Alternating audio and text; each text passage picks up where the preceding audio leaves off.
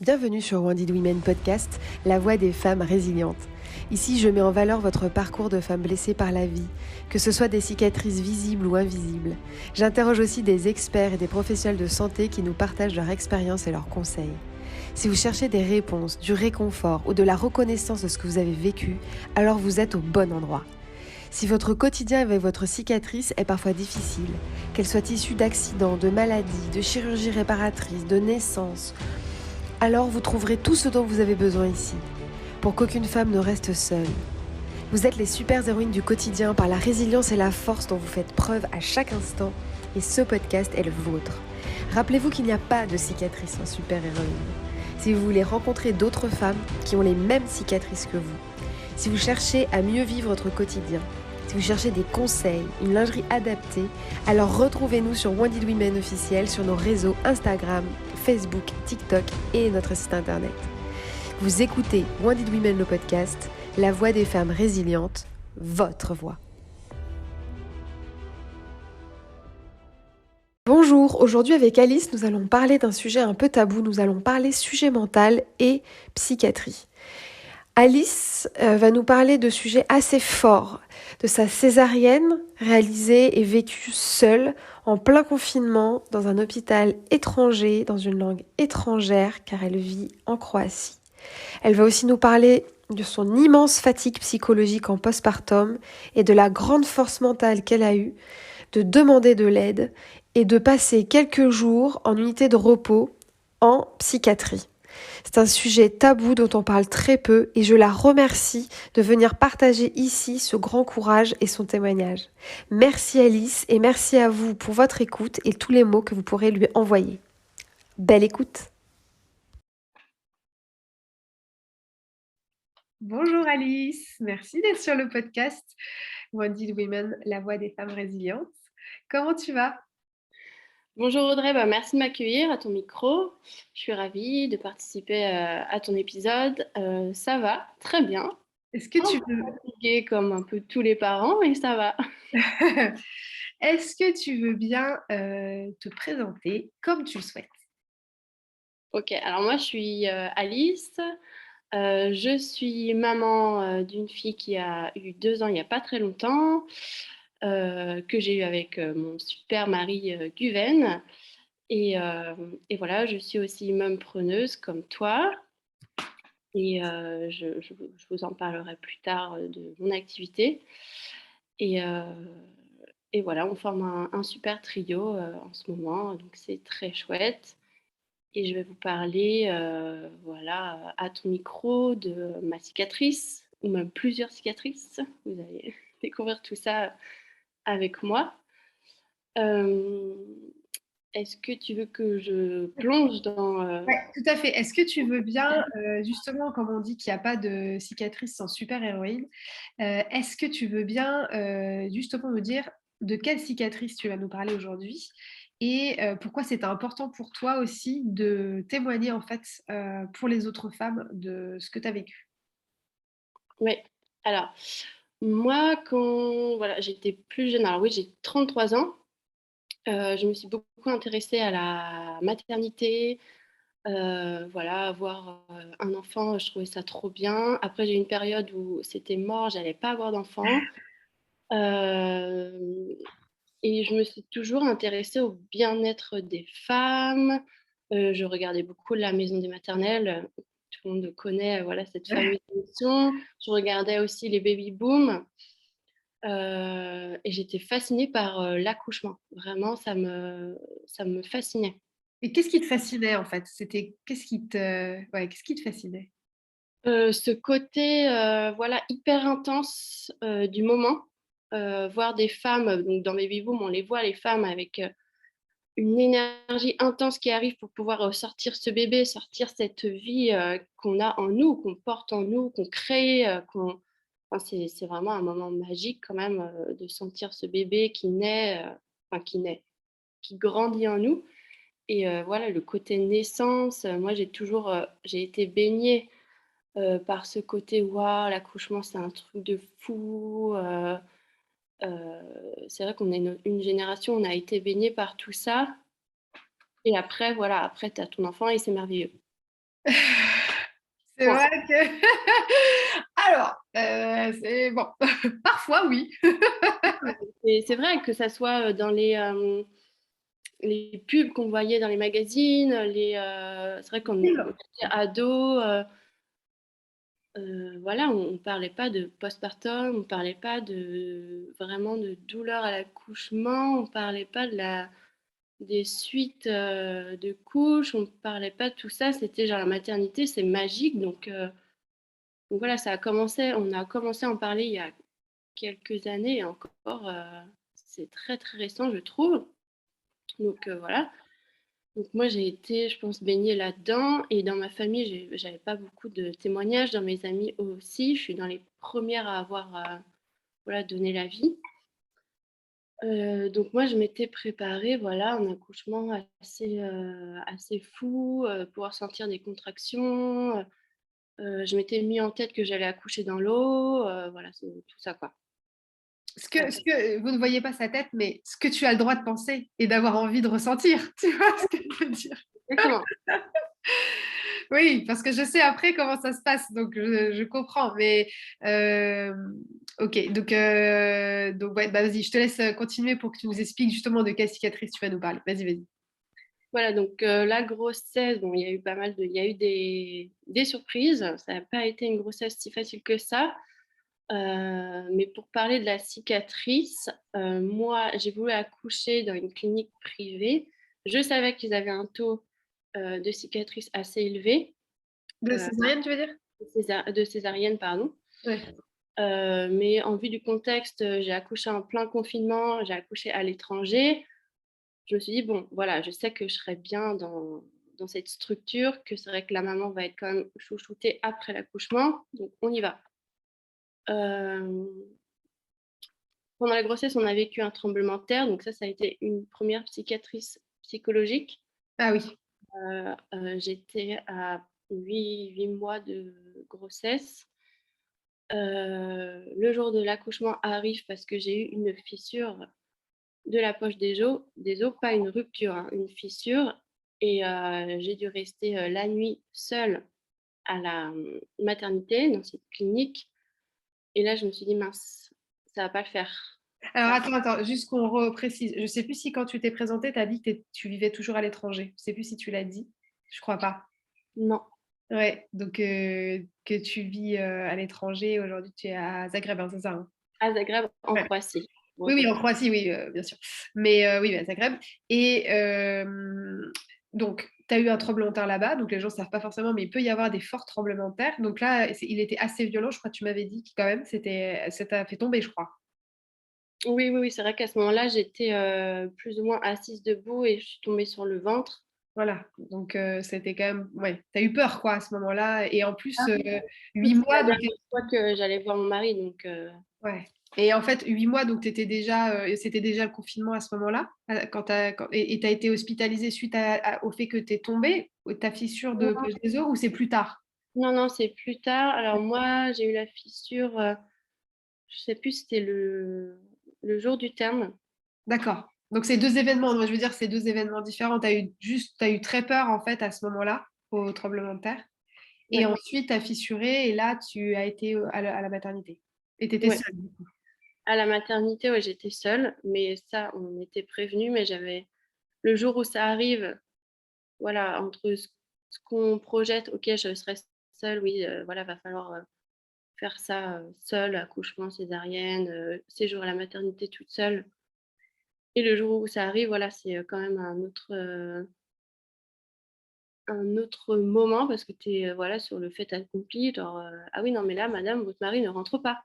Ah oui, d'accord. Ah Ah ouais, oui, c'est vrai que voilà.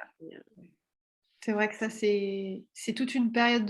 J'espère qu'il y aura d'autres femmes qui témoigneront de cette période, parce que déjà, quand tu es en salle de naissance avec ton mari, même si tu pars en césarienne et que tu es séparée, c'est difficile. Alors toi, en plus, tu allais faire tout le chemin seul.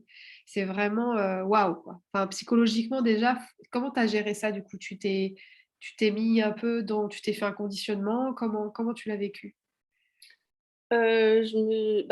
J'étais pas préparée parce que du coup, moi, comme je te dis, encore, je répète, mais toutes les émissions que je regardais, il y avait toujours le mari à côté. Oui, c'est ça, ouais. C'est très rare dans les césariennes d'urgence où la maternité n'accepte pas les papas, mais je pense que c'est moins en moins le cas. Euh, non, franchement, moi, je me réveillais la nuit, j'étais pas bien. J'étais pas bien du tout. Donc, Avant d'y aller ou quand tu étais là-bas? oui, voilà. Avant d'y aller, j'étais là, oui, mon terme, c'est dans 15 jours, je vais être toute seule, comment Ouais, je vais faire? ouais. Donc voilà, à ce moment-là, ouais, c'était très difficile. Ouais, donc en fait, l'angoisse est montée et tu n'avais pas tellement de possibilités d'échanger ou de te faire accompagner pour te préparer un peu mentalement à ce moment que tu allais vivre seule. Tu étais laissé abandonner, quoi, finalement. T'as pas un partenaire médical ou quelqu'un avec qui échanger de ça, de tes peurs? Bah, j'en avais parlé à la gynécologue obstétricienne dans la maternité, mais bon, après, elle, voilà, les règles, c'était les règles, il fallait les respecter. Elle était désolée, mais Ouais, on ne pouvait pas faire grand-chose. Donc, c'est vrai que donc, le jour où j'ai eu cette rupture de la poche des os, voilà, on va à la maternité, je suis dans ma chambre et donc, toute seule. Et là, je me dis, ouais, ça va être très, très dur. J'ai pas de contractions. ouais. Moi, je les attendais, hein, ces, Ouais.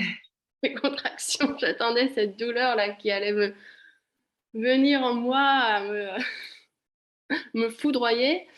Non, j'ai pas eu de contractions. Les monitos, pareil, on me faisait des monitos, on me demandait, vous avez des contractions? Non, il n'y en a pas. Et le lendemain matin, je vois que ça s'agite un peu dans ma chambre. Et je comprends très bien que je vais aller au bloc. Qu'est-ce qui te fait comprendre ça, du coup? Parce que il y a on m'a fait un lavement, Ah ouais? une poire super sympa, voilà, pour que je puisse aller aux toilettes, dégager tout ça. Donc là, je me suis dit, bon, c'est un peu Mais ils t'ont tard. pas expliqué pourquoi ils te faisaient ça? Ils m'ont pas expliqué. Et moi, je pleurais tout le temps, en fait, non-stop, je pleurais. En fait, Oh. j'arrivais pas à m'arrêter. Donc, on me demandait de me calmer. Mais c'est plus tu demandes à une personne, voilà, Oui, d'arrêter bien sûr. de, de respirer. Enfin, moi, ça marche pas du tout comme ça, cette technique. Donc, Oui, bien sûr. après, on m'a dit, bon, voilà, on va faire une écho, on va faire un petit check-up. Bon, je suis pas née de la dernière pluie. Donc, en gros, je savais que là, l'équipe allait se préparer à m'envoyer au bloc parce que j'avais pas de contraction. La fissure, ça faisait longtemps qu'elle était là. Donc, Oui, parce que tu avais fissuré la poche des os, donc forcément, tu étais obligée d'être gardée. Tu n'avais pas de contraction, tu étais à terme. oui, j'étais à plus, hein. Ouais, donc oui, c'est ça. Ils décident qu'il faut pas attendre. Mais par contre, au niveau du monito, ton bébé, ça allait. Je pense oui, mais en fait, j'étais tellement dans un état de Ouais, mal-être, de transe, de mal-être. Ouais, ouais. j'ai rien. Ouais. Je me suis fait, voilà, comme on entend souvent, oui, être actrice de ce qui se passe avec les professionnels de santé. Moi, j'étais actrice de rien du tout. Voilà, je me suis laissée porter par, OK, on vous fait ça, madame. Là, on va en salle pour faire une écho, checker le col, machin. Voilà, la tête du bébé était assez haute. Moi, j'étais ni dilatée, ni rien du tout, ni ouverte. Le liquide, il y en avait apparemment plus tant que ça. Ah oui, aussi, d'accord. Euh, voilà. Après, j'ai vu là, un anesthésiste qui a été très calme, qui m'a expliqué, voilà, on va aller au bloc, il va falloir faire le dos rond. Euh, Vous inquiétez pas, moi je serai toujours à côté de vous. Je ne vais pas vous quitter. L'équipe qui va être là pour bah, vous ouvrir sont des professionnels. Ils font ça très souvent du coup, parce qu'il y a un gros taux de césarienne où j'ai accouché. Et ça va le faire. Du coup, je dis bon, bah oui, on y va. Enfin, Ouais, alors en même temps, c'est sûr, qu'est-ce que tu veux faire d'autre? Tu es toute seule, tu es hyper mal, tu fais que il de va falloir le pleurer. sortir, ce bébé. dans tous les cas.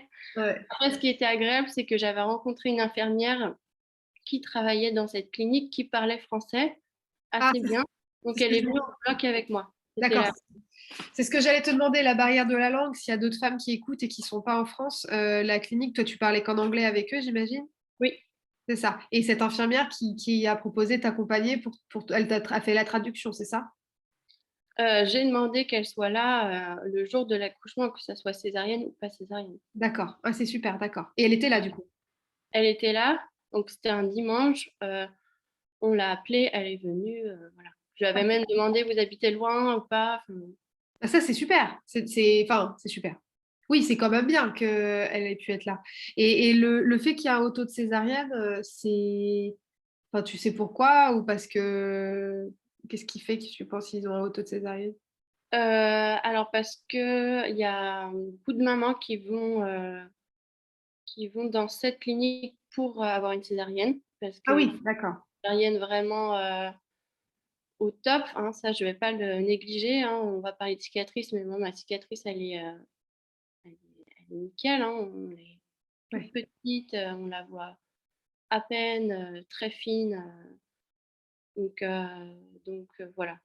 Ah, d'accord. Oui, tu veux dire qu'il y a des femmes qui demandent une césarienne qui vont ici parce qu'ils ont une maîtrise chirurgicale qui fait que, et ça explique le fort taux, d'accord. Mais de toute façon, donc, toi, t'as vu l'anesthésiste, l'infirmière, elle est venue avec toi. Ça a été la péridurale, parce que des fois, c'est pas un moment évident à passer. Enfin, en tout cas, l'anesthésie. Franchement, c'est très, très bien passé. D'accord. Oui, oui, voilà, là, c'est vrai que j'ai commencé à respirer. Et t'avais Euh, toujours pas de douleur, par contre. ah non, non, non. D'accord.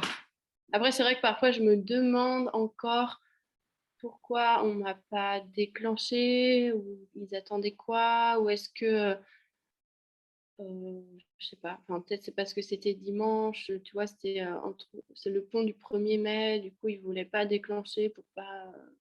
Et oui, parce que t'as pas eu d'explication vraiment de cette césarienne au final. T'as personne qui est venu vraiment t'expliquer. Alors voilà, ce qui s'est passé pour vous, pour bébé. Du coup, on a fait une césarienne. Non, pas vraiment. Et c'est vrai que donc là, ça fait 2 ans. Vu l'année dernière qui a été très chaotique, je vais vous en parler là, dans les prochaines minutes. C'est vrai que là, je me dis, bon, il serait peut-être temps que je leur envoie un mail, que Ah j'aimerais oui, bien avoir mon rapport, d'accord. voilà, une petite analyse de cette journée-là. D'accord. Oui, d'accord. Que t'as Et pas eu donc. Tu l'as jamais eu. On t'a pas expliqué sur le moment. non, Ni avant que tu passes au bloc, ni en retour de bloc. non.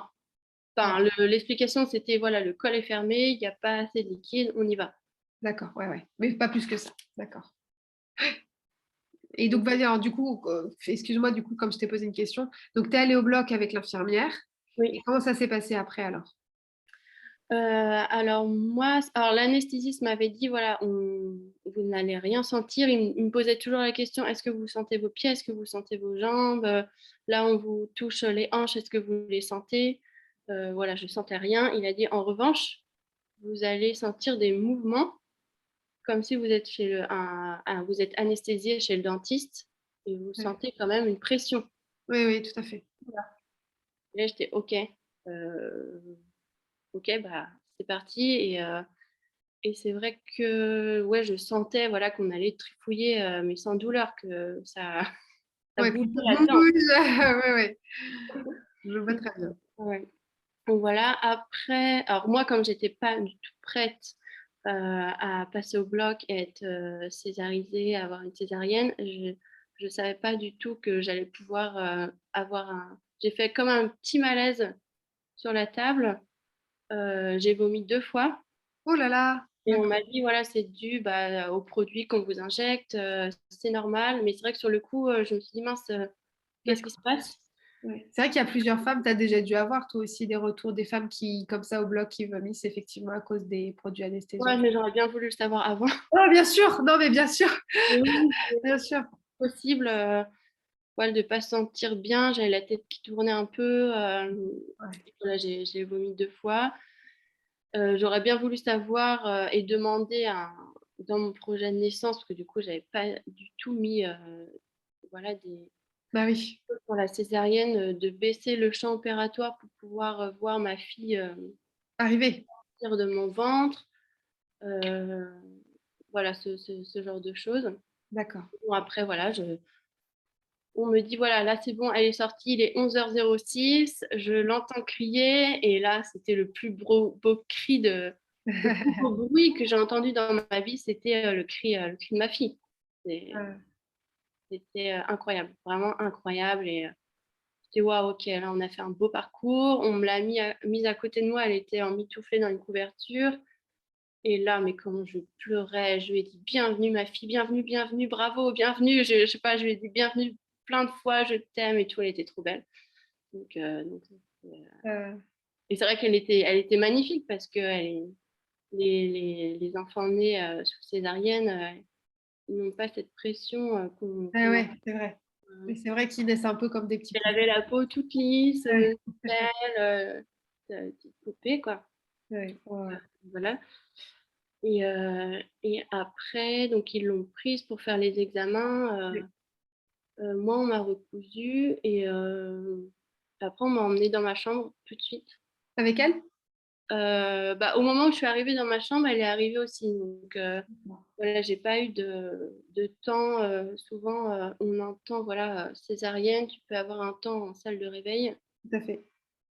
heu, Vous avez été reconnectés tout de suite, quoi? Tout de suite? ouais, 1 heure après, quelque chose comme ça. Super. Pendant cette heure où tu étais recousue sans elle, ça allait? Comment tu étais? C'était quoi ton état d'esprit à ce moment-là? Alors c'est peut-être à ce moment-là où j'ai commencé à vomir donc enfin voilà, Ah, j'essayais c'était après? D'accord, tu as vomi après? plus trop, ouais, ou peut-être après, je sais plus trop donc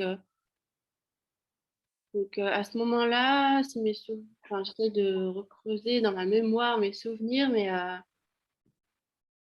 ouais, c'était quand même pas évident quoi, parce que j'étais là, ouais, mon mari qui est sur le parking, Oh là là, oui. Oui, je voulais te demander où il était. D'accord, il attendait sur le parking. oui, oui, oui, ah oui, je lui ai dit: «Là, il se passe quelque chose, tu te ramènes sur le parking».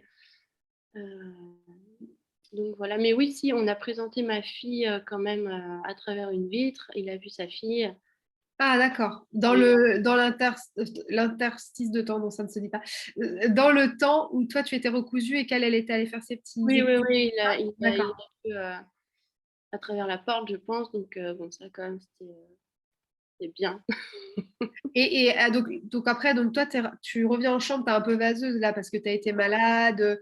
Et par rapport à la césarienne, tu le vis comment du coup? Parce que tu avais ce projet d'accouchement, bah, comme beaucoup d'entre nous, plutôt naturel, dans l'eau, etc. Donc, comme ça s'est passé, tu n'étais pas bien, tu t'es laissé guider par le personnel médical qui t'a accompagné, a priori plutôt bien, enfin, et qui était plutôt bien avec toi.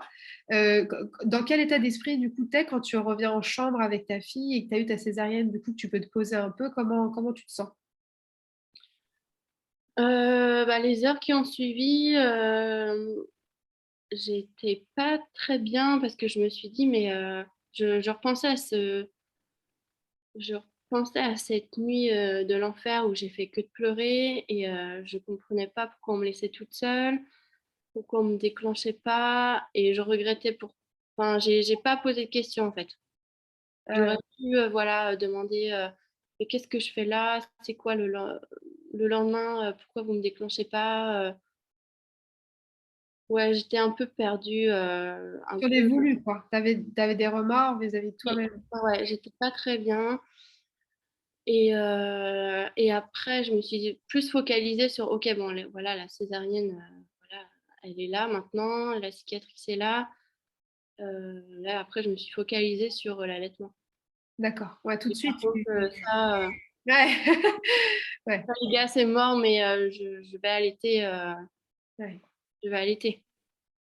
Donc je sais pas, voilà, si les femmes, qui ont une césarienne, qui n'en voulaient pas, se rattachent à quelque chose. Oui, Moi, bah, je me très suis souvent. rattachée, voilà, à cet allaitement et voilà, ouais, c'est pas évident, hein. Ouais, oui, la mise en route, elle est pas facile. J'ai lu le livre, sur la Leche League, ça s'appelle, L'art de l'allaitement, je crois. J'avais écouté des lives sur l'allaitement. Que Et c'est ouais, le petit guide illustré, le petit guide illustré de l'allaitement aussi qui est super. Je sais pas si tu le connais. oui, alors je sais pas s'il est sorti après ou pendant mon allaitement. Ah d'accord.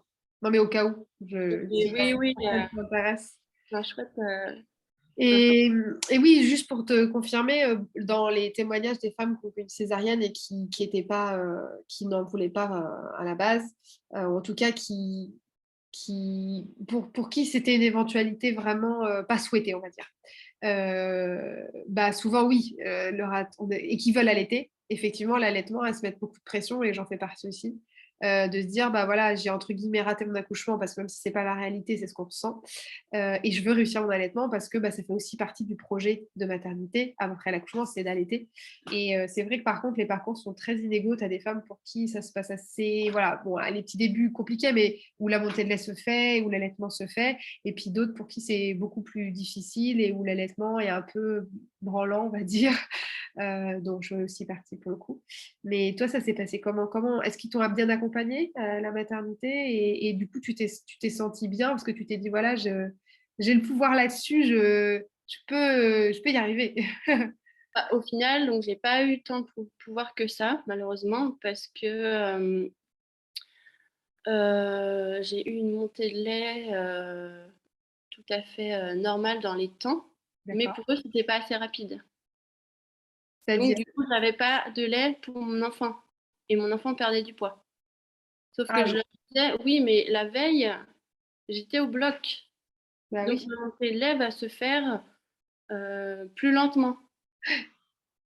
Et la pédiatre qui se préoccupait du poids de ma fille parce elle perdait du poids me disait, et ça je me souviendrai toute ma vie, elle m'a dit, Madame, vous avez lu trop de livres, c'est moi la professionnelle de santé, voilà, vous n'avez pas de lait, vous n'avez pas de lait. Oh, Et là, je lui dis clairement, vous dégagez de ma chambre, merci, au revoir, tout en pleurant bien sûr, parce que bah, je me dis non, enfin là, oh c'est là bon. là. Puis, Et puis toi, tu es toujours toute seule, évidemment. vous m'avez ouvert là il y a Ouais. quelques heures, vous n'allez pas me saouler. Ouais. T'as eu vachement de force, hein, parce que pour avoir été à ta place, avoir le cran et la force de la renvoyer dans ses buts, franchement, tu as eu vachement de cran, hein. T'es Ah vraiment non, mais très là, forte. là par contre, j'étais là, j'ai pas su appeler les professionnels de santé et leur demander qui allait se passer pendant cette nuit-là, parce que je pense que vraiment j'étais fatiguée aussi. Par contre, l'allaitement, là, ok, elle est professionnelle en santé, mais elle n'est pas professionnelle de l'allaitement, je pense, elle est pédiatre. Donc oui, elle s'inquiète pour la santé de mon enfant, pour son poids et tout. Mais là, je lui ai dit, partez, j'étais en larmes. Il y a une sage-femme qui est arrivée, qui m'a dit, ok, euh, on va... ah oui, elle est revenue avec un tire-lait, ok, allez-y, vous allez pomper un max. Et là, j'ai pompé, pompé, pompé. 30 minutes après aussi, il y a la pédiatre qui revient, qui s'est excusée, genre, je sais plus vraiment si elle s'est excusée, mais elle est revenue beaucoup plus calme, genre, ok, c'est bon, le poids de l'enfant, on va le checker tranquillement. Pour t'accompagner et pas t'incriminer, quoi. Voilà. Mais bon, quand même, on m'a laissé avec une petite bouteille de lait à mon chevet. Et ça, j'ai pas trouvé ça cool. Ouais, ouais. Et la montée de lait est arrivée et clairement, je me suis dit, ah ouais, quand même, mes seins ont gonflé. Ça a été voilà, deux blocs de béton Ouais. à supporter. Je me suis dit, ouais, c'est chaud là. Là, Ouais. c'est chaud. Mais en tout cas, j'étais hyper contente parce que bah, le lait était là. La montée de lait s'est faite quand même rapidement. Et voilà, après, ce que j'ai pas apprécié, c'est que dès que je demandais de l'aide pour mettre au sein de ma fille, parce que du coup, elle t'était pas si bien que ça. Disait, non, mais il faut la placer comme ça. Après, une heure après, j'appelais une autre. Donc, c'était une autre sage-femme qui arrivait ou une autre infirmière. Non, mais faites comme ça. Ah non, mais là, c'est mieux comme ça. Donc, toi, le son de cloche qui est pas pareil. Ouais, c'est malheureusement, effectivement, ce qu'on entend. Moi, j'étais un peu perdue du coup. Ouais. Donc voilà, après, on m'a dit un jour après, je crois, donc j'avais retrouvé les sensations dans les jambes. L'anesthésie était passée depuis un petit moment. On m'a dit, bon, bah là, il va falloir se mettre debout. C'est vrai qu'on m'a fait me déplacer assez rapidement. Donc 24 heures, c'est ça? ouais, 24 heures. Et là, waouh, je fais: ah ouais, c'est compliqué. C'est très, très compliqué. C'est-à-dire que tu avais Et mal? dans la chambre, j'avais mal, mais surtout que je pouvais pas me tenir droite. Ah bah oui, bah bien sûr, ouais. Tu étais voûtée. Hyper voûtée, mais Ouais, très, c'est ça. très voûtée. Ouais, ouais, bah oui. Et là, il y avait donc je crois qu'elles étaient 2. Il y en a une, elle dit: «Ah moi j'ai une césarienne aussi mais c'est mieux que vous essayiez de faire quelques pas par jour que de rester assise». Ouais, complètement. Et c'est là qu'elle m'a parlé, alors chez vous, il faudrait que vous ayez, cette sangle autour du ventre pour maintenir le ventre et pouvoir vous tenir droite sans trop de douleur. Cette sangle qui compresse le ventre. Je fais: «OK», donc là j'envoie un message à mon mari genre: «Faudrait acheter ça». Voilà. Et oui, parce que je suis restée 4 jours et demi à l'hôpital, donc voilà, je marchais autour de mon lit, je déplaçais le petit berceau parce que voilà, on m'avait dit de bouger, donc je me suis bougée et voilà, j'allais aux toilettes, mais putain, mais quelle douleur, Ouais, c'est difficile. vraiment, j'étais une mamie, quoi, toute cambrée, toute voûtée. J'ai changé aucune couche, hein, c'était hors de question là que je Ah oui, m'installe tu pas, d'accord, du tout là, d'accord. Et tu as été bien aidée comme par les équipes? Ah ouais, alors moi, je fais partie des mamans qui a peut-être appuyé le plus de fois sur cette sonnette. Vraiment, enfin, vraiment les filles, si elle est là, c'est pas pour rien. Enfin, Ouais. elles sont là pour ça, elles sont là pour entendre, les sonnettes, et arriver, le plus vite possible dans les chambres pour aider la maman. Ouais, ouais, je vois ce que tu veux dire. Et pour la première douche, du coup, comment ça s'est passé? Parce que souvent, la première douche, c'est là où on change le pansement, tu sais, où on voit notre cicatrice. Comment ça s'est passé pour toi à ce moment-là? Sachant que voilà, tu as mal, tu es voûtée, comme ben, voilà, pour ceux qui connaissent pas la césarienne, c'est comme ça pour beaucoup de césariennes, je dirais, toutes les césariennes quasiment, sauf celles qui sont extra-péritonéales, parce que souvent, comme c'est moins profond, ça, tu as moins de douleur et tu as moins ce côté voûté, mais quasiment toutes les femmes césarisées vivent ça. Je dis juste ça pour ceux qui écoutent et qui connaissent pas. Mais comment ça s'est passé pour ta première douche? Tu as été bien accompagnée? Comment ça s'est passé pour toi? Alors moi, je me suis douchée, juste, le matin avant de sortir. Ah d'accord, d'accord. Ouais, ouais, parce que clairement, je me voyais pas, je sais pas, je j'avais pas envie de prendre, de douche tout de suite. Donc je suis restée, dans ma je suis restée dans ma crasse, hein, voilà. Judgment! Ouais, hein. C'est vrai qu'avant de sortir, au bout de 4 jours et demi, je me dis: «Bon allez, on va prendre une douche». Et j'avais hyper peur, parce que j'avais, ouais, le gros scotch de bandage sur la peau.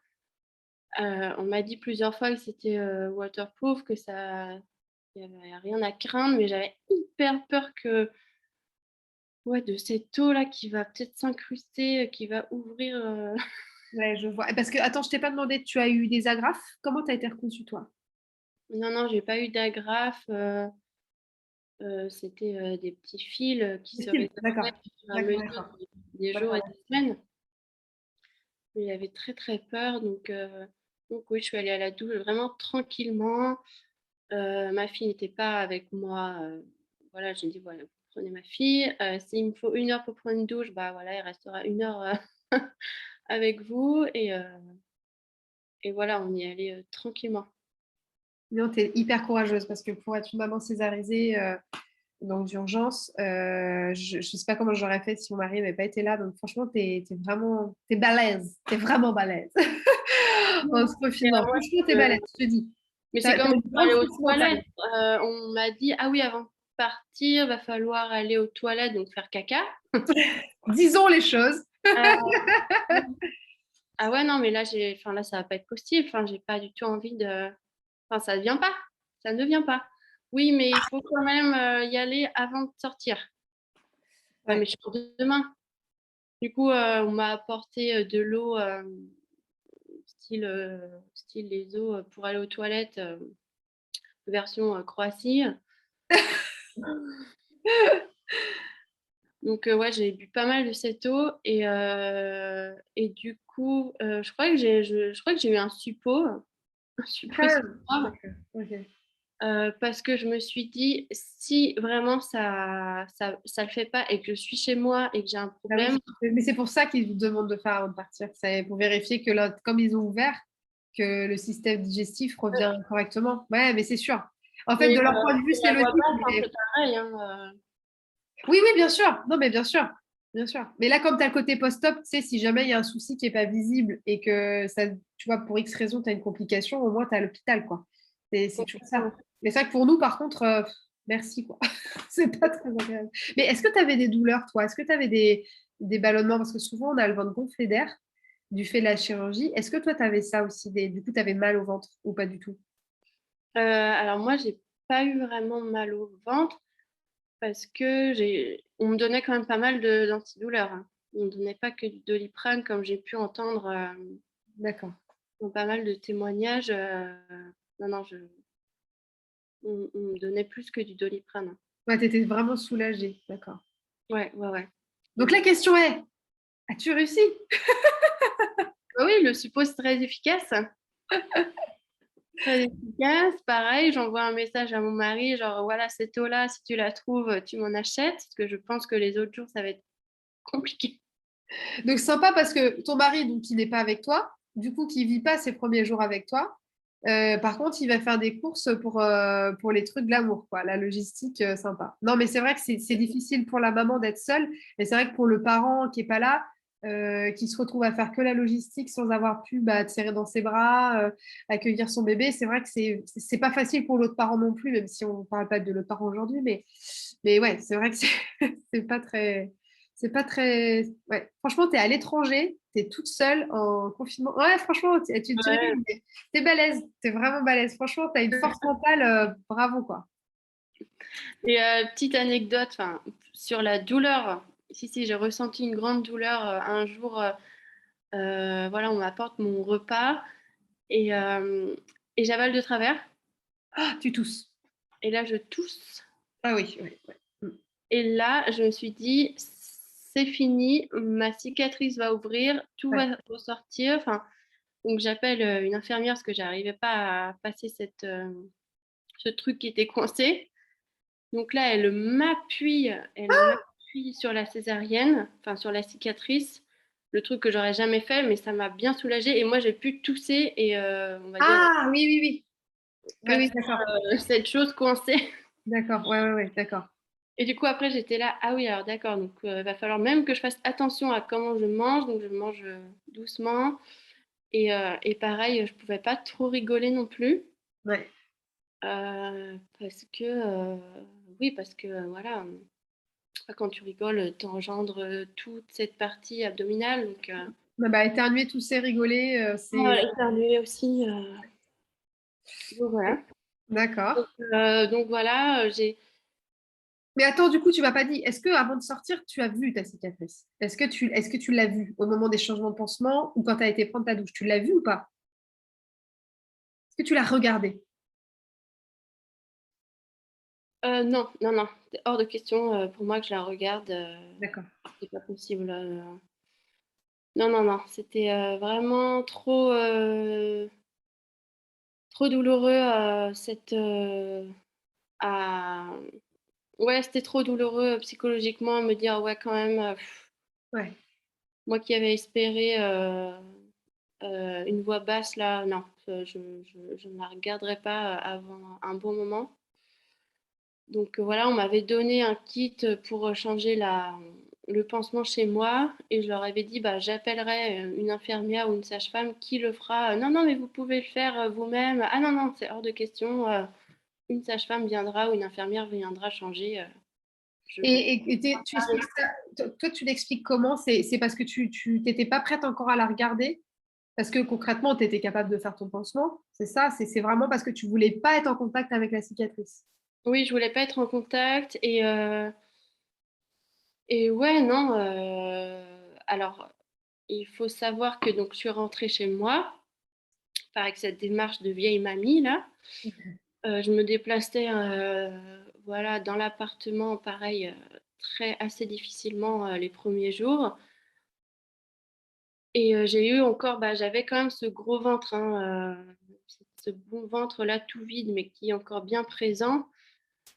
Et les jours ont suivi et je me suis dit, putain, j'ai pas accouché, les gars, je n'ai pas accouché. Enfin, non, enfin, en fait, mon enfant est là, mais et c'est dur. Et c'est dur. Et là, toi, j'ai les larmes aux yeux parce que Oh, j'appelle ma mère et je m'en souviens, je lui dis, maman, j'ai pas accouché, enfin, j'ai loupé quelque chose là. Et j'ai appelé une doula, Flavia, euh, et qui a sauvé mon allaitement et qui a eu des mots hyper réconfortants. Je me souviens plus hein, lesquels. Et j'ai rencontré aussi, enfin, je me suis connectée à ce site Maman Césarisée ah oui, super. qui a ouvert il y a 2 ans, donc pile poil quand mon enfant est né. Tout à fait. Et là, je me suis dit, bon, ok, je suis pas seule. Je suis pas seule à ne pas être passée par là. Ça va être chaud. Mais en fait, oui, en fait, bon, ça a pris du temps. Et la voix des femmes a commencé à être entendue par rapport à la césarienne, par rapport aux accouchements difficiles, par rapport à ce contexte de Covid, par rapport à ces professionnels de santé qui ne sont pas toujours bienveillants parce que, ou alors pour eux, ils sont dans ce mécanisme, ok, c'est la Ouais. routine pour eux, alors que pour nous, non, c'est pas la routine, c'est censé être un moment de dingue. Et petit à petit, voilà, je me suis dit, bah si, en fait, moi j'ai accouché. Enfin, clairement, waouh, c'est carrément même plus chaud qu'une voix basse, les filles. Hein. Là, on en chie. Hein. Là, on en chie vraiment. Désolée, hein, je parle. Oui, après ça dépend, tu vois, parce que moi, pour mon deuxième enfant, j'ai une voix basse, mais j'ai une énorme épisiotomie, j'ai 15 points et j'ai Ouais. vraiment beaucoup souffert. La différence, c'est que souvent, avec une voix basse, encore une fois, il y a des exceptions, mais tu souffres beaucoup de manière vive un temps court, alors que souvent, la césarienne, tu souffres longtemps. En fait, c'est dans la durée que tu es gêné. Et, Mm, et, et puis, c'est vrai que c'est pas la même douleur, en fait. Et puis, de toute façon, c'est femme dépendante, donc... voilà, tu as des femmes qui vont très mal vivre une voix basse, très bien vivre leur césarienne ou l'inversement. Mais voilà, je suis très émue par ta propre émotion parce que voilà, déjà, ça me touche ton émotion et puis forcément, ça ravive aussi des choses chez moi. Euh, mais je redis encore une fois que tu fais preuve d'une grande force mentale parce que tu dégages cette pédiatre qui te maltraite. T'es pas bien, tu comprends que ça va pas, tu l'analyses, tu as le recul, tu appelles cette doula. Déjà, c'est un super réflexe. Si des femmes écoutent cet épisode, voilà, d'avoir une doula ou une sage-femme, en tout cas quelqu'un qu'on peut appeler quand on rentre, si ça va pas, c'est vraiment voilà, bravo d'avoir tout de suite eu le réflexe. Et puis bravo à elle de t'avoir si bien accompagnée aussi pour ton allaitement et puis pour toi. Mais au final, quand même, ça va pas suffire. C'est-à-dire que là, tu vas avoir cette autre cicatrice dont tu voulais nous parler qui est plus oui, mentale. exactement. Mm. Parce que, donc, comme les frontières étaient fermées et que les gens avaient peur du Covid, qu'il n'y avait pas encore les tests PCR et Ouais, voilà tout ce qui arrive après, donc tests PCR, vaccination et tout, on est resté assez seuls tous les trois. ouais, bien sûr. Voilà, on a commencé quand même à sortir, faire aller au parc avec notre enfant, donc ça c'était super chouette. 6 semaines après, tu as la visite, Oui. euh, cette visite voilà, où on check. Donc moi, on m'a checké la cicatrice. D'ailleurs, elle était super étonnée, genre, waouh, votre peau, nickel, vraiment super bien. Donc bon, j'étais super contente. Tout allait bien. Moi, je suis quand même très sportive. Elle me dit, bon, c'est parti, vous pouvez y aller, quoi. Euh, Et attends, j'ai oublié de te demander, pardon. Quand est-ce que tu as regardé ta cicatrice? Excuse-moi, j'ai oublié de te demander. Tu as pris combien de temps à peu près? euh, des semaines et des semaines après. Hein. D'accord. Mais un peu avant ton rendez-vous gynéco quand même. Ah non, je pense pas. Ah! Ah Non, oui, d'accord. non et 6 semaines, j'ai pas regardé, pas du tout. D'accord. Excuse-moi, je t'ai interrompu. Enfin, D'accord. aussi, j'ai dû la voir dans le miroir, mais j'étais pas là, tu vois, la tête en bas en train de la scruter. Ouais, en train de prendre soin, de commencer à la masser, tout ça. Tu la touchais pas, tu la regardais pas. Ouais, non, non. D'accord, ok. Non, non, Et donc t'es coupée de voilà. côté, elle te dit, vous pouvez reprendre le sport. Oui, Chose que je n'ai pas faite, alors que je sais que pour moi, c'est très bon pour Le moral. le moral et mon énergie. Et même, c'est bon pour tout le monde, hein, que ça soit hors sport. Hein, j'entends pas voilà, 1 heure de cardio. Hein, c'est une marche de 5-10 kilomètres, Ouais. une heure de yoga, quelques allers-retours dans une piscine. Mm. Donc voilà, voilà, je faisais pas trop ça. Enfin, je faisais des sorties poussettes, mais bon, tranquillement. Et pas toute seule, hein, toujours avec ma fille. Donc les semaines passent, on va en France. Ma fille avait quasiment 3 mois. On va en Turquie parce que voilà, mon mari aussi est turc, donc va voir sa famille. Ça se passe bien. Euh, on va dire que le 4e trimestre, bon, voilà, on gérait quand même. On D'accord. a eu cette belle énergie avec nos 2 familles. Voilà. On rentre chez nous. La vie reprend quand même assez bien son cours. Mon mari commence à aller retourner dans les bureaux où il bosse. Moi, je ne bosse pas parce que bah, du coup, j'étais expatriée. J'ai démissionné pour le suivre dans cette expatriation. Et je me retrouve petit à petit bah, à gérer le quotidien avec ma fille. Et les semaines passent. Et là, je me dis, waouh, c'est un peu chaud là. C'est un peu chaud cette enveloppe qui m'arrive là. Enfin, ouais, je suis maman, mais tous les jours. Ouais. Je ne suis pas que maman. Et là, l'allaitement, voilà, bon, ça se passe bien, mais j'arrive à ouais, 7 mois d'allaitement, je me dis, ah, Et quand même. tu avais déjà un prévu, une garde, c'est-à-dire comment vous étiez organisé-vous pour la suite, même si tu cherchais un boulot ou pas, en tout cas, quel était ton plan? Est-ce que un mode de garde était prévu? C'est-à-dire, est-ce que tu avais une date en tête où tu savais qu'elle serait gardée? Tu vois ce que je veux dire? Alors, j'avais trouvé une babysitter qui, aux 5 mois de ma fille, venait un petit peu, mais elle venait à la maison. Donc, j'étais pas seule chez moi. Donc, il fallait que j'aille m'aérer la tête. C'était pas, c'était pas trop mal, mais en fait, avec le recul, je me rends compte que c'était pas assez pour moi. Hmm. Et là où j'habite, il n'y a pas de crèche avant 1 an, ce qui est Voilà, d'accord. génial pour beaucoup de personnes quand je leur annonce, je leur annonce ça, mais pour moi, c'est juste trop long, trop long.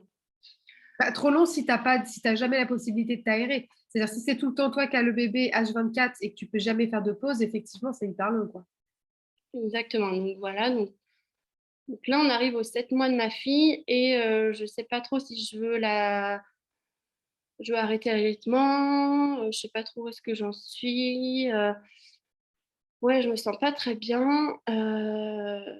Les fêtes passent, donc on arrive fin 2020, début 2021. On reste chez nous à Zagreb parce que voilà, trop de Covid, trop compliqué quoi pour aller en France. Et en ouais, janvier, ouais, janvier, février, bah, février, le 3 février, c'est mon anniversaire. Et là, vraiment, je dis, ah, journée de merde. Voilà, je me maquille. Enfin, je me maquille plus alors que j'aime bien quand même prendre soin de moi.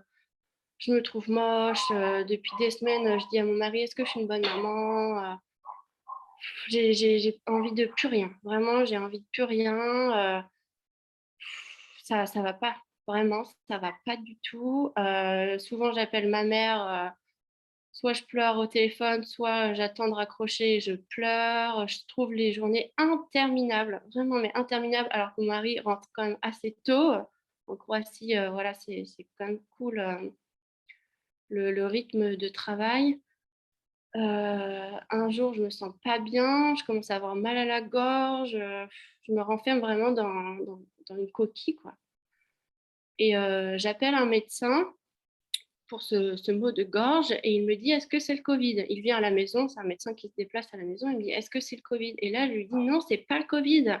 C'est pas le Covid là. Et je Ah, pleure, ouais. pleure et il dit ah, là, madame Alice, je sais ce que vous êtes en train de vivre. vous n'êtes pas la seule. J'ai connu des mamans, des parents qui ont vécu ça. Je vais vous donner quelque chose pour dormir. Oui, parce que je ne dormais plus. C'est-à-dire Voilà. que tu es en hypervigilance? J'arrivais plus à dormir. Alors, j'ai fait l'hypervigilance où clairement, quand parfois mon mari n'était pas là, soit voilà, il s'absentait une soirée ou même pendant les siestes de ma fille et que moi, du coup, j'en profitais pour aller prendre une douche, et ben j'entendais des pleurs. Donc, je fermais le robinet. Non, en fait, elle pleurait pas, elle dormait. Et je sais pas, j'avais peur que quelqu'un rentre dans la maison pour me la voler. Ouais, ouais. Je connais très bien. Ouais, ouais. Et là, ouais, je me souviens même un jour, donc mon enfant dormait, j'étais sous la douche, un peu en panique. J'appelle mon mari, je sais pas, je me sens pas bien. J'ai l'impression que, je sais pas, j'entendais des choses, je me sens pas bien là. Oh, le pauvre, je savais pas quoi. Ma femme est en train de devenir folle, tout va bien.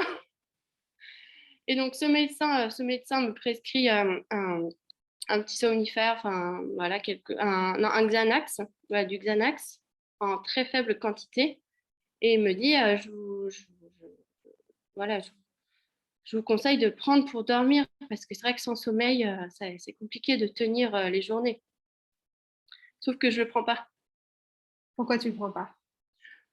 Parce que, tu sais, alors, c'est peut-être très français aussi, mais voilà, tout ce qui est antidépresseurs, Xanax, les anxiolytiques, les somnifères, c'est pas bien, c'est Pour les montrer gens sa malades, quoi. faiblesse, Ça tu veut vois, dire qu'il genre, fait, ouais, ouais. je suis faible, tu vois, ce genre de choses.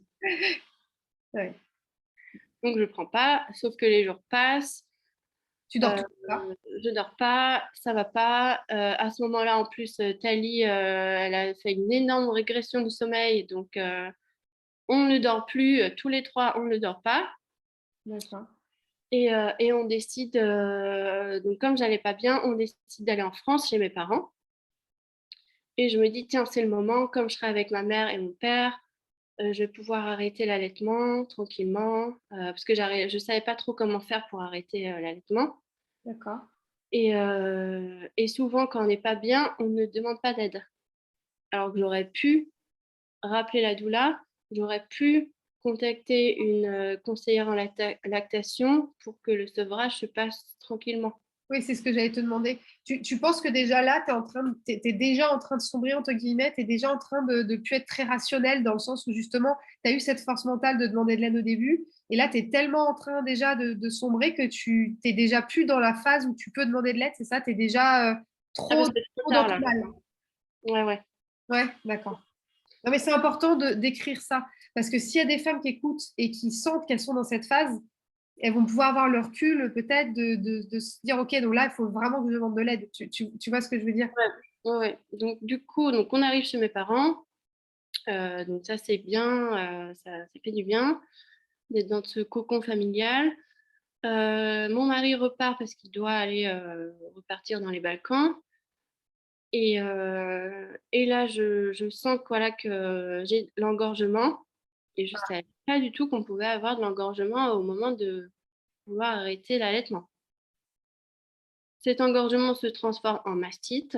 Et là, je fais OK, donc je contacte une gynécologue près de chez mes parents.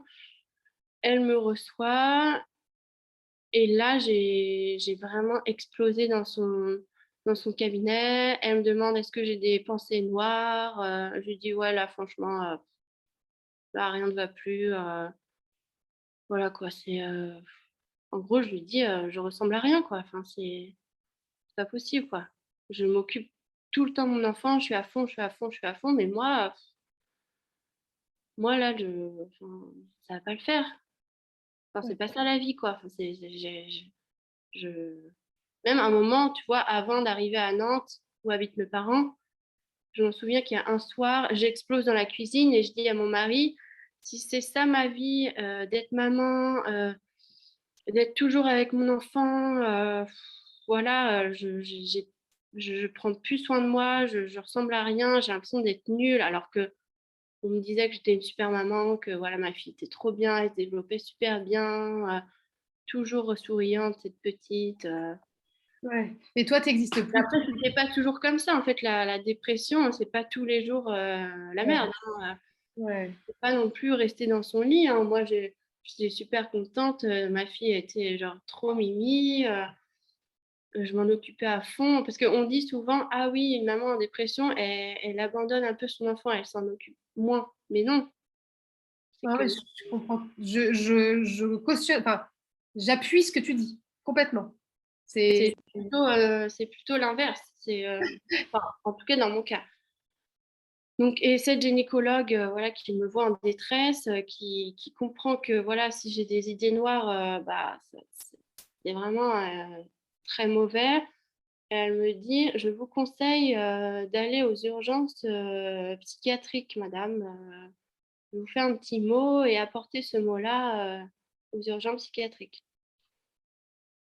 Et là, je fais OK. Donc, voilà, donc elle me donne des antibiotiques pour faire passer la mastite. Je rentre chez mes parents et je dis à ma mère, ouais, là, c'est chaud, elle m'a dit ça et tout. Elle me dit, non, mais une bonne nuit de sommeil, ça va aller. Sauf que, bon, voilà, il n'y avait pas de bonne nuit de sommeil, en fait. Et la nuit passe et dans la nuit, je me sens très, très, très mal. Euh, Ma tête fait un 360. Mon corps, voilà, part en cacahuète, hein, vraiment.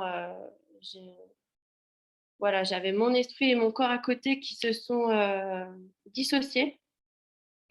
C'est trop bizarre, mais c'est comme un pantin en fait. Je me lève et je rentre dans la chambre de mes parents et je dis là, je dis ah, emmenez-moi quelque part, ça va pas du tout, je me sens pas bien. Donc là, je dis à mon père, il faut que tu prennes soin de Tali, maman m'emmène aux urgences. Et donc là, on va aux urgences psychiatriques. J'ai des pensées horribles, vraiment affreuses. Et, euh, on me donne, je sais pas trop ce qu'on me donne, mais on me donne des somnifères pour que je dorme. Et le lendemain, donc on me garde dans une petite chambre. Et le lendemain, on m'emmène dans un pôle, parce que donc il y a différents services en psychiatrie, hein, c'est pas que voilà pour les Oui, bah non, bien sûr. pour les schizophrènes, hein. Et, euh, et voilà, on essaye de faire le déroulement de tout ça. Grâce aux médicaments, j'ai pu dormir. Après, j'ai eu un énorme coup de bad j'ai beaucoup culpabilisé parce que j'étais pas avec ma fille. Et en même temps, je pense que c'était nécessaire avec le recul, hein. Ouais. On parle, il y a ça, il y a un an, bah, il y a même plus d'un an, hein. Ouais. Euh, et, euh, et voilà, ma mère est venue me voir, mon conjoint est revenu en France, il est venu me voir, ma fille aussi.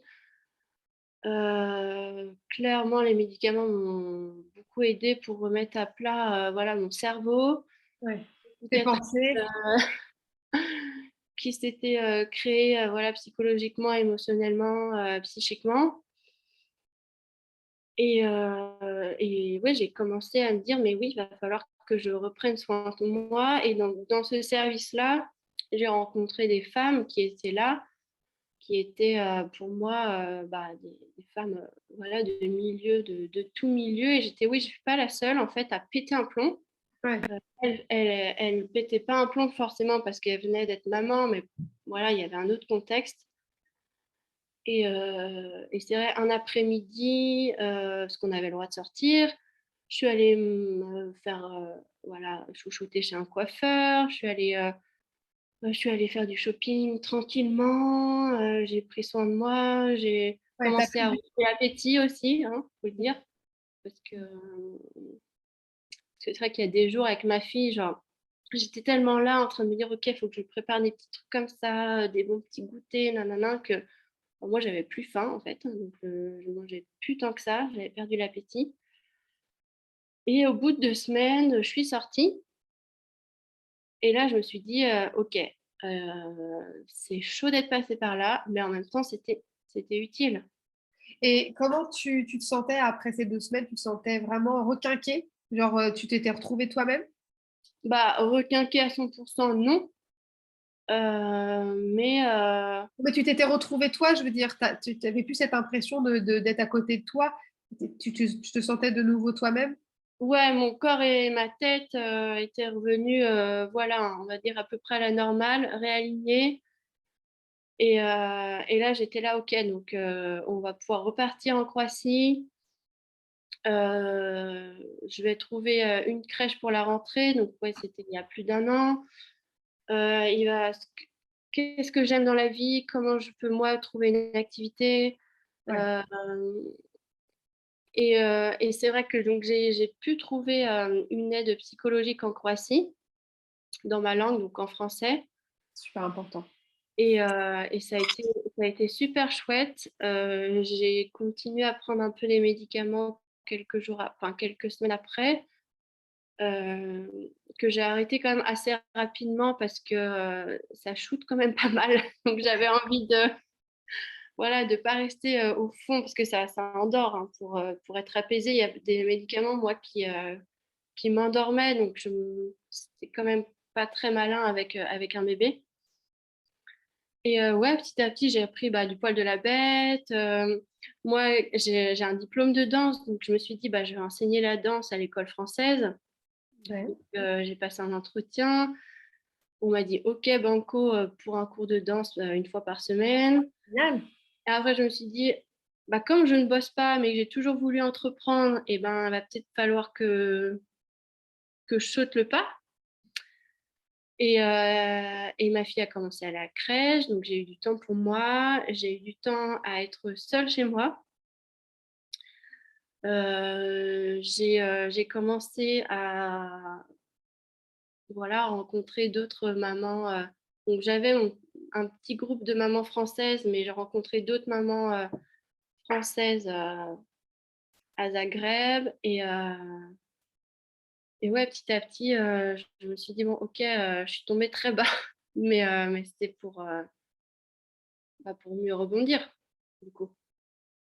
C'est vraiment très fort ton témoignage parce que, encore une fois, des mamans qui ont vécu ce que tu as vécu, on a beaucoup et qui n'ont pas forcément ou de l'aide ou peut-être c'est la force aussi d'aller comme tu as fait, tu vas dire, OK, bah, je vais me faire interner parce qu'en fait, c'est un peu ça pour avoir du repos. Et comme tu l'as dit, voilà, en urgence pédiatrique, je vais dire, en urgence, euh,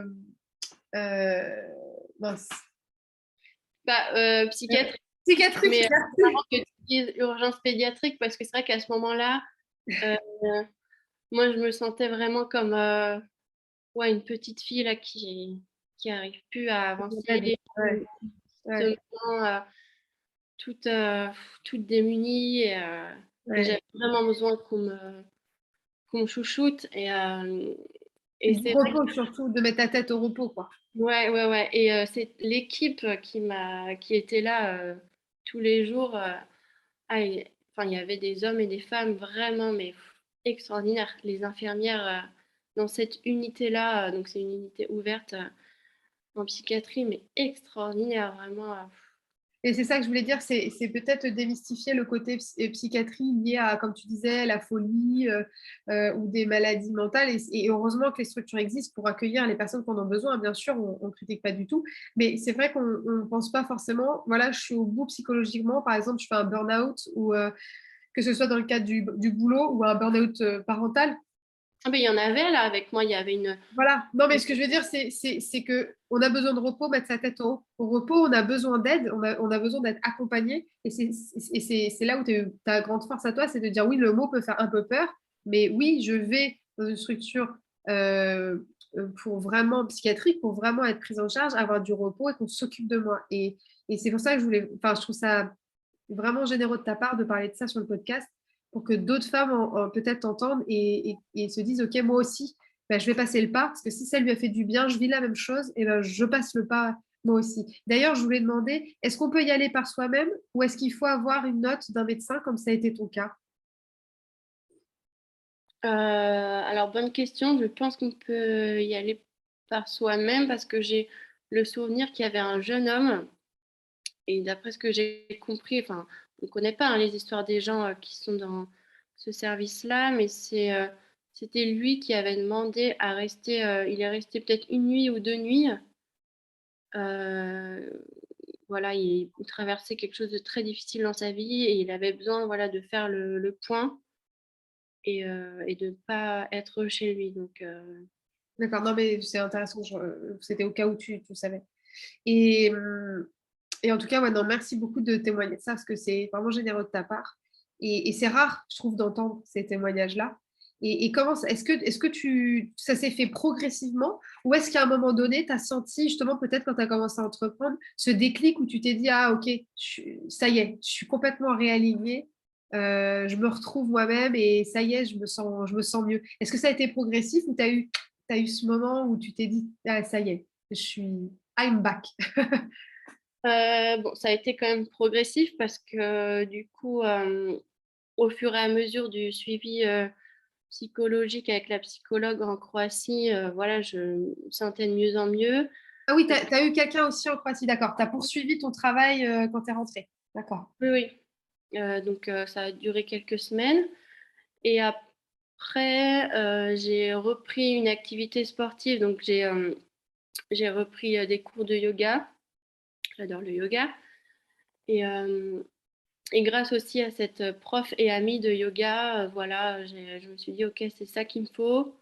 Je vous dis pas de faire du yoga, hein, mais trouver voilà, une activité pour soi et que pour soi. Et même si c'est difficile, parce que c'est vrai que voilà, tu rentres dans ton activité, que ça peut être, j'en sais rien, un cours floral ou je sais pas, aller à la piscine ou à un club de marche, tu dis, ah ouais, ok, est-ce que mon enfant est bien? Ouais. Ouais, c'est être maman, c'est Ouais, bien sûr. cette couche en fait en toi qui te dit, ok, mais en fait là, c'est que pour moi. Enfin, c'est une heure et demie, c'est que pour moi. Et j'ai recommencé à prendre soin de moi, aller chez le coiffeur, à aller faire des choses de- pour me chouchouter, quoi. Donc voilà, ça a été petit à petit, quoi. D'accord. Est-ce que, enfin, on va arriver à la fin de l'épisode. Est-ce que tu voudrais, tu as déjà commencé un petit peu, mais donner peut-être 3 conseils ou deux, enfin, quelques conseils aux femmes qui vivraient la même chose que toi, alors dans le cadre d'une maternité ou en tout cas dans leur vie qui vivraient cette difficulté, donc plus une cicatrice invisible, on dirait. Qu'est-ce que tu voudrais leur conseiller du coup? Euh, alors, ouais, 3 conseils. Donc moi, ça serait que voilà, si vous vous sentez confiance avec un professionnel de santé, donc moi c'était ce médecin-là, et qui voit qu'il y a une faille qui arrive ou qu'elle est déjà là et qui vous prescrit, donc moi c'était du Xanax ou quelque chose, ou qui vous dit, ah, je vous conseille d'aller parler à quelqu'un d'autre, et ben voilà, prendre cette perche et pas se dire non, mais ça va aller. Allez, c'est bon, l'été arrive, je sais pas, les vacances arrivent. Non, non, non, ça va rien changer du tout.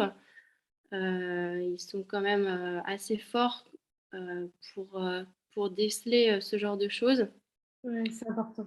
Donc, Important. moi, j'ai pas pris cette perche-là et du coup, bon, voilà, j'ai fait mes 2 semaines dans ce pôle en psychiatrie. J'aurais peut-être pu l'éviter ou pas, hein, je ne sais pas, mais donc ça.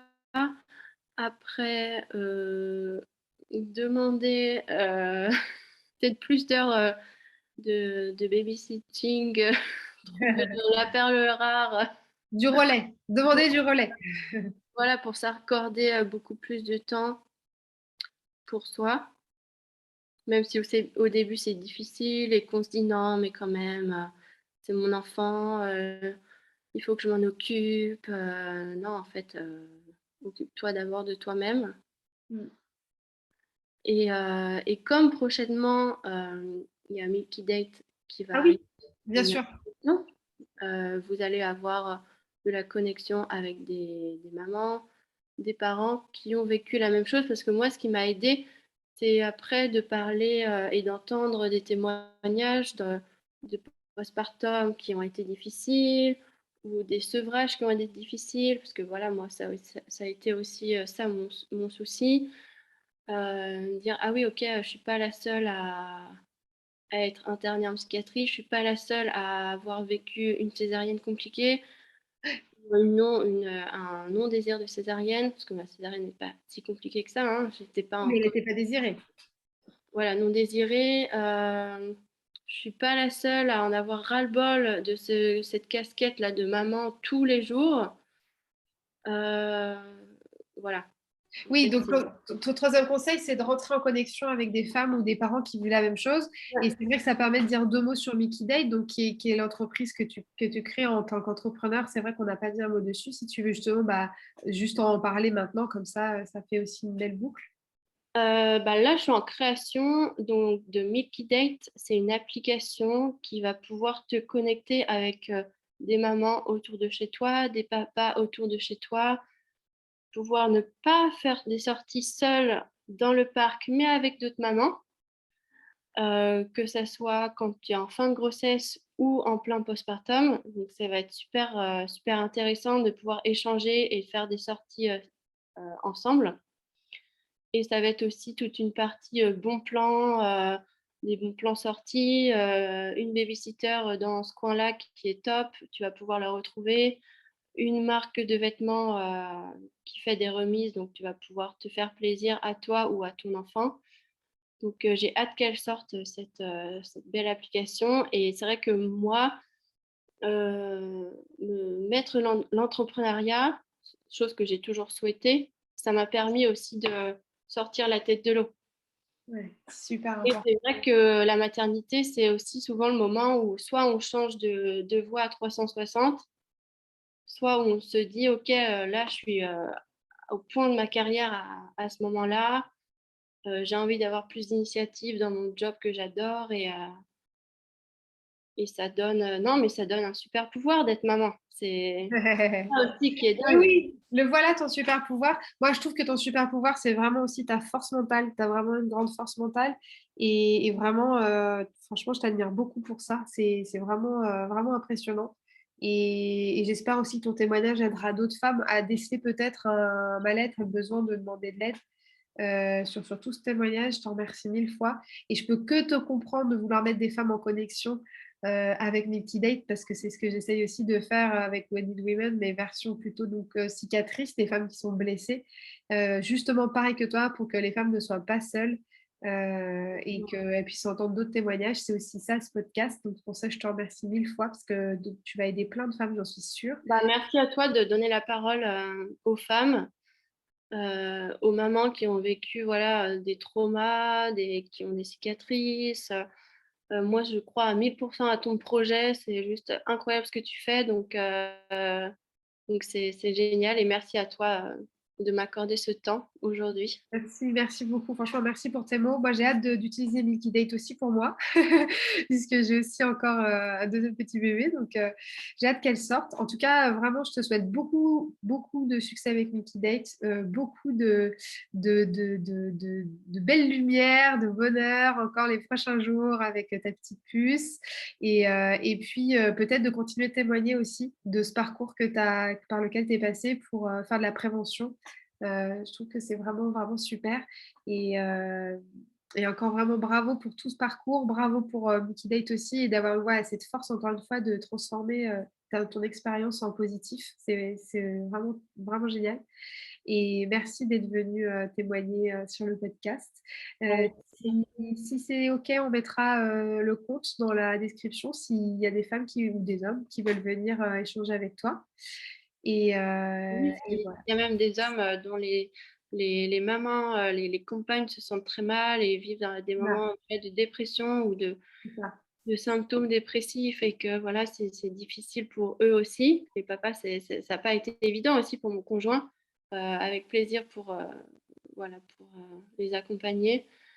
Et c'est vrai que quand on est dans ce tunnel noir, on se dit mince, ça va pas le faire, mais à chaque problème, il y a une solution et on s'en sort toujours. Merci pour ce beau mot de la fin. Merci beaucoup, beaucoup, Alice. Merci Audrey. Et on te dit à très vite et merci à tous de nous avoir écoutés. À bientôt. Bye bye. Et voilà, c'est la fin de cet épisode. J'espère qu'il vous a plu et merci de l'avoir écouté jusqu'ici. Si vous souhaitez témoigner vous-même ou suggérer le témoignage d'une femme résiliente que vous connaissez, contactez-moi sur Instagram Wounded Women officiel ou sur LinkedIn à mon profil Audrey Bouillet. Si vous aussi, vous pensez que ce sujet doit être porté haut et fort et connu de tous, alors mettez 5 étoiles et un commentaire sur votre plateforme d'écoute. Cela aidera le podcast à se faire connaître et donc aux femmes de trouver des réponses et à se sentir moins seules.